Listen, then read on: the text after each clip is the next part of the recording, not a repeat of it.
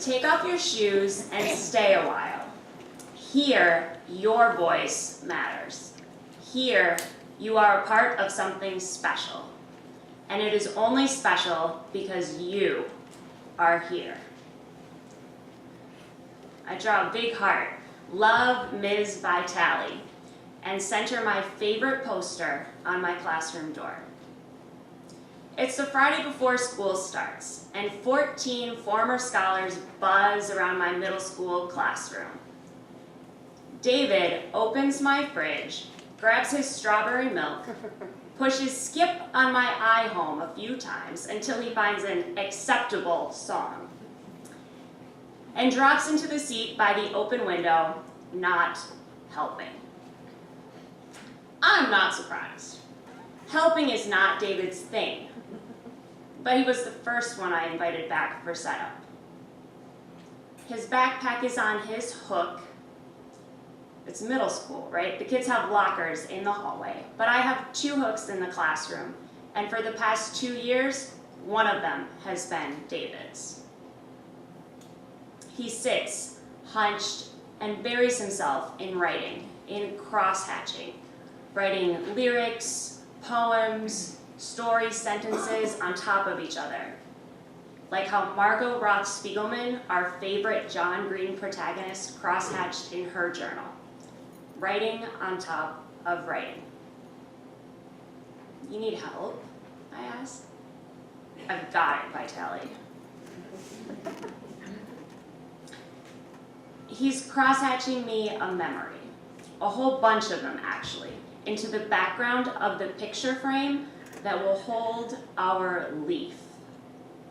My kids and I, we live in poems and extended metaphors, and David is the king of extended metaphors. A locked lock with no key, Lego towers, Project Mayhem, the leaf. If extended metaphors were competitive, the leaf, it would win, hands down. He crosshatches Blackheart, which is our debate team theme song, and a lyric from Fast Car by Tracy Chapman.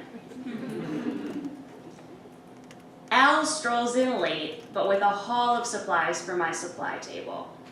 Copy paper, Band-Aids, tissues, hand sanitizer, Velcro, Ziplocs, and a mini clipboard he's decorated just for me. Oh, Al. He's such a leader and a caretaker now that no one would ever believe he used to sit under my supply table, hug his legs and rock back and forth, until one day Chantal climbed under there with him. She didn't say anything. She just sat there with him until he was ready to come out. Al and Chantal will not be here this year to use these supplies. None of these babies will. Every year this loss is hard, but this year, I love them. A profound, through my fault lines kind of love. We are each other's poetry, each other's soul medicine. I miss them every day. It's like missing my favorite part of myself. My iHome jumps to Chris Brown's Loyal. And before I can rush over and skip it, the scholars hear and erupt. Ms. Vitale, why?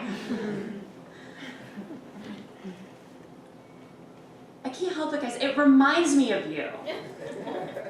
These hoes ain't loyal reminds you of us. It was the most popular song at your prom. They played it 3 times.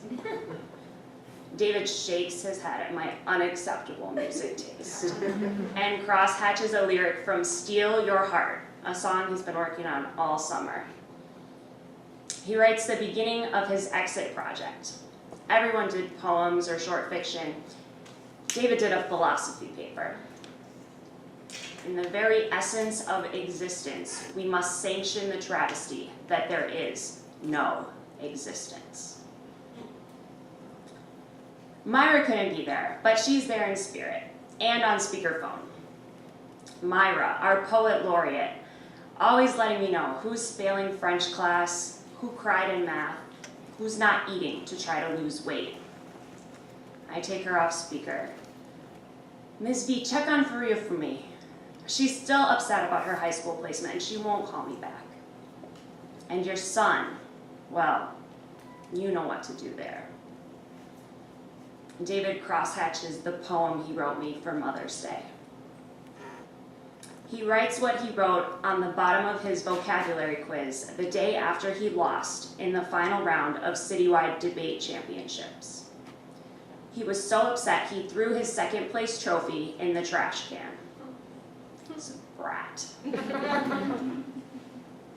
He had spent that day running the engine car scenario, arguing that India's economy was the engine to drive environmental protection, the car. The engine car was his analogy he used for over a month on that topic. And on the bottom of that quiz, and today in my picture frame, he writes, Vitale, you are my engine. I am the car. That boy. As revolutionarily brilliant as he is, he still has it backwards. 3 o'clock rolls around, and I pop open the clear plastic sandwich container that sat sealed on my shelf for over a year and a half. Everyone pulls in close as David's lifeline hovers over the leaf. David is one for tantrums, as previously mentioned with the trophy trash can situation. So I whisper, if we break it, it's okay. Vitale, if you break our leaf, I swear. If we break it, it won't break us. Vitale, stop. We're not gonna break it. The leaf smells strong and sweet, like earth and cinnamon. Everyone watches as David and I lay our metaphor on the picture frame glass and then top it with the cross-hatched backing. As we seal it shut, I listen for a crunch, but the only thing I hear is them, all of them, breathing life into this moment, into this room that is no longer but will always be theirs, be ours.